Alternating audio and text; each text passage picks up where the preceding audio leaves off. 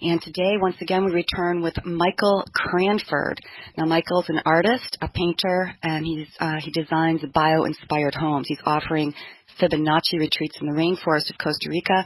Rainforest is teacher or biomimicry 101, and I thought last week did a pretty fabulous job of getting us oriented to what we can learn about Fibonacci in nature. We're going to pick up where we left off last week by beginning to talk about some health-related aspects. Fascinating, because we know that when we go to have blood work, most people don't, I know, when you go to have blood work, they're really not looking at the health of the blood at all. What they're trying to identify is a diagnosis. Is there something so far out of the sphere of what's considered normal that they can, provide you with a diagnosis? They're not looking necessarily at the shape and the form and the, agglutination or the coagulation of the blood unless there's advanced testing. They take, numbers, limits on numbers, and this is pooled from people who actually go and get their blood drawn and not necessarily from healthy populations. And Michael, you made the point that actually with the way the blood is obtained and then evaluated or analyzed, that we probably don't even really know what healthy blood looks like. I really don't think so. I mean, if you think of the textures and the forms that are inside our veins and our arteries, and you look at the smooth running cylindrical shape of our needles and our dialysis equipment, and also our tubing that we run our plasma through to drain the blood and to reoxidize the blood. And so if you think of the shapes and form to function, and I'm going to be mentioning that word form to function many times throughout this series, the veins have a certain texture about them that are very similar to a river or very similar to a canyon.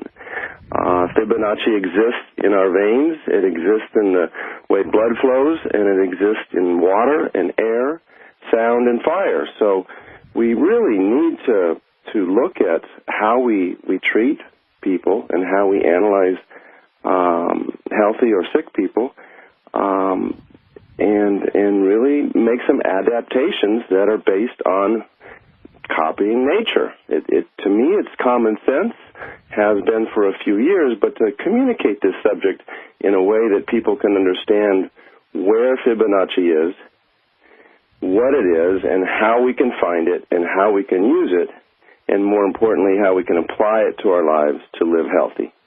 Right. You've got several things to share with us today from the notes that you sent over to me. I think this is going to be a fabulous show because it really does get down to how we can begin to incorporate this into our homes and our lives. This is not just theoretical. Well, take a look at how pipes oxidized, how pipes oxidize underneath your home, and if you go in to try to clean out your pipes at some point, it's a very bubbleless surface. It's textured. It looks very similar to what reptile skin would look like or scales on a fish. It's textured, and so water corrects itself. It has memory, just like plants have memory, and both water and blood and sap, when they're running through these channels, they move in a cross vortice-like eddy pattern, a whirlwind, as we say, based on the Fibonacci sequence. And this sequence is the creation of all life. I travel all over Central America designing homes for people, and I first start by analyzing the home site, northeast, southwest, where the breeze, where the hot air comes from, where the cool air comes from. And then depending on the circumstances, I try to design those homes to attract cool air, ozone, O3, and repel warm, hot afternoon sun to keep you comfortable, in your living room in the areas that you use the most. So I take into consider all of these things in my designs, with my deck railings being shaped like humpback whale dorsal fins, trying to round off windows and to try to spin the air through the house in an oxygenated way that provides free cooling that allows me to turn my fan off as well. So I do this in my architectural practice, but now it's drifting off and explaining Fibonacci and oxygenated air techniques that can help things. You have to look at nature and see how nature processes this. Right. So one of the examples, there's lots of examples. Zebras, the stripation and the stripes of zebras actually create a convection current for the zebras or a giraffe or any striped animal. So this place where black meets white and warm air rubs against cold air, at each cross-section of the stripation on a zebra, it actually creates air conditioning for the animal. So my question is, why aren't the roofs of our houses painted like this? Right. Why isn't our insulations that we put in our walls designed around nature? Right. So these are some of the questions that I ask when I stare out at my monkeys and my toucans and watching a spider web for 4 years build a nest. Well, they have wintertime requirements too, and they build their nests and their webs in their opposite direction that they do in the summer. The winter, they want to hide and protect themselves from the wind and the rain, and in the summer, they want to eat. So nature pretty much has all the answers. Just by examining it. Well, what is the phenomenon with penguins? Because they're sometimes in -40 degree temperatures. Okay, we'll get going on the penguins. Well, in my research of studying Fibonacci, I have to say to myself, how do these species live at the bottom of the ocean? How do they live at the top of Everest? How do small plants survive at 23,000 feet? And so I start looking at nature, and I think of the most extreme examples. Well, emperor penguins are one of the most extreme examples that I can think of, where they live in 50-degree below zero weather with 40-mile-an-hour headwinds, which puts the air temperature near their bodies at almost 90 degrees below zero. So how do they do it? They've got to figure out. They don't even have their women around. For the most part, what the penguins do is they align themselves, their oval-shaped aerodynamic bodies, along with their heartbeats, all beating intuitively as one organism, just like an aspen tree or just like the clouds in a hurricane. So in many ways, the penguins create a form that replicates a hurricane.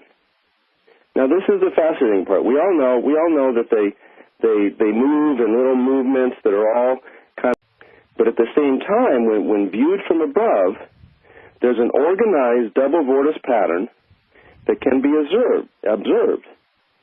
This is Fibonacci.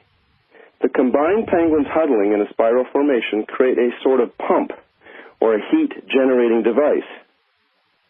Their tiny heartbeats and their body temperatures are carried inward towards the middle of the huddle, or the eye of the hurricane, gaining velocity as it bounces off each of their bodies and creates oxygenated air, which heats up. So each time as the air passes their bodies, it heats up as it heads towards the middle of the huddle.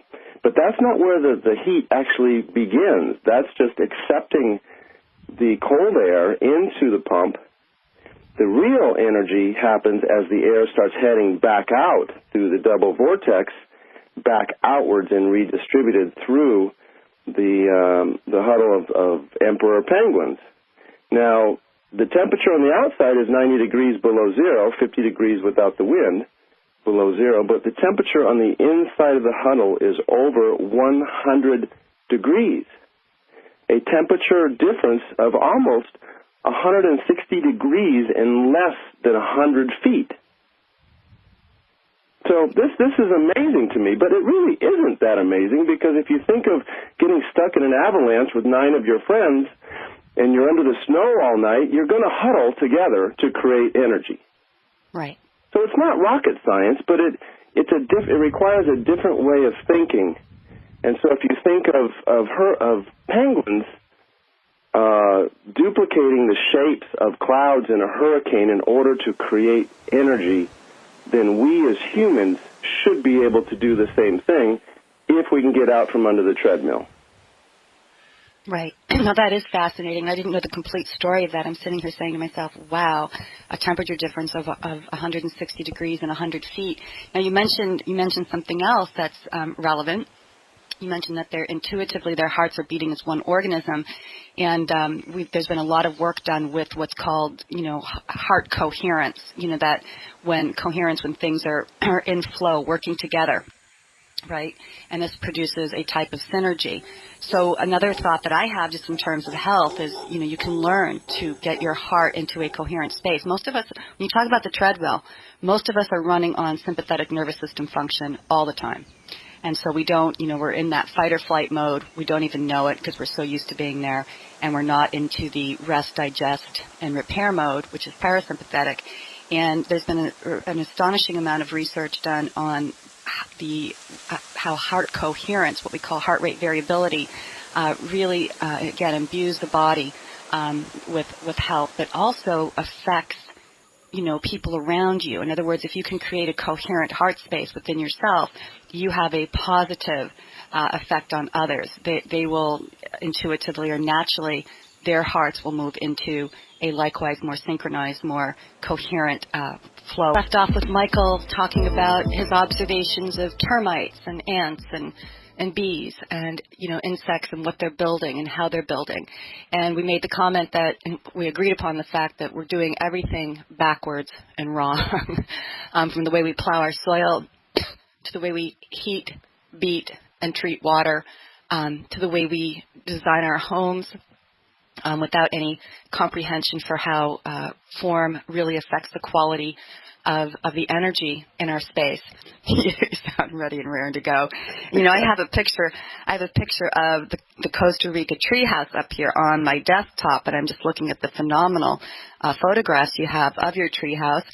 And listeners, Michael has learned what he knows today about Fibonacci by, studying it, but living in the rainforest of Costa Rica, designing his own home and his own energy needs for this home in accordance with the forms and the functions that are found in nature.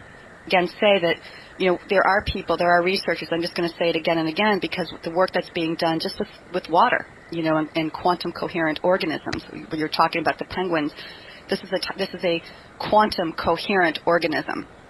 It's basically utilizing, like you said, orgone, or this life force energy, if you will, to acquire what we think of as great feats. And yet, if we look at nature, we realize that great feats are just a part of nature, our world. Hey, Michael, thank you so much. I hope you have a beautiful day. Listeners, I hope you likewise have a beautiful day. Michael will be with us again next Monday. We have several shows lined up with him, helping us to understand how to reconnect with nature for health and wealth.